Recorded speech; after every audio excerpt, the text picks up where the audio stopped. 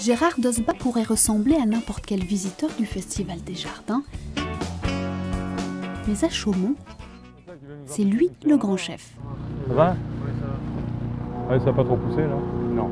Il contrôle chaque millimètre carré de chacun des 26 jardins. La pierre est très belle, mais elle est beaucoup plus belle quand elle est nette. C'est la somme des détails qui fait la qualité d'expérience. On a une petite déformation professionnelle, on cherche la petite bête. On cherche ce qui ne va pas. Donc des fois, il faut se sortir de cet état d'esprit pour apprécier ce qu'il y a de beau sur le site, quoi. Au petit matin, avant l'arrivée des visiteurs, Gérard peaufine l'entretien avec ses 6 jardiniers. Aujourd'hui, surprise, le jardin des plantes disparues se réveille, les pieds dans l'eau. Une fois que tu as drainé le trou, tu bouches le trou et après on voit pour les rigoles. Ça fait partie des gros problèmes, oui. Un jardin carrément impraticable. Mais s'il faut, on ferme le jardin, hein, jusqu'à qu'il soit correct. Et même quand les premiers visiteurs arrivent, Gérard, lui, continue son inspection. Chaque jardin, chaque fleur a droit à une attention particulière. Ce fils d'agriculteur, devenu arboriculteur, puis pépiniériste et enfin jardinier, connaît chaque plante sur le bout des doigts. Quand j'ai quitté l'agriculture, je suis allé travailler dans une pépinière anglaise qui cultivait une très grande variété de plantes. Et les plantes m'attiraient, ça me fascinait de découvrir des plantes de partout dans le monde. C'est l'orientation d'une vie, quoi, un truc décisif.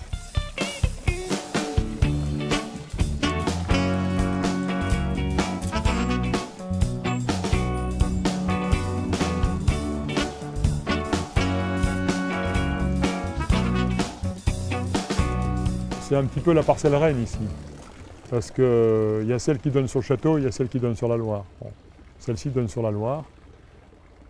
Une percée au travers de grands arbres, c'est magique quand même.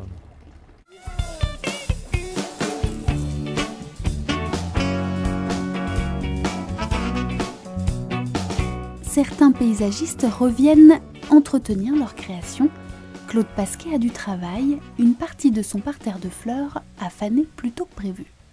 C'est pour ça que les jardiniers d'ici sont nos yeux, de manière à ce qu'on sache comment réintervenir, quand intervenir, de manière à ce que ce soit d'une qualité optimum le plus longtemps possible. Vous replantez? Oui, je replante. Ça va?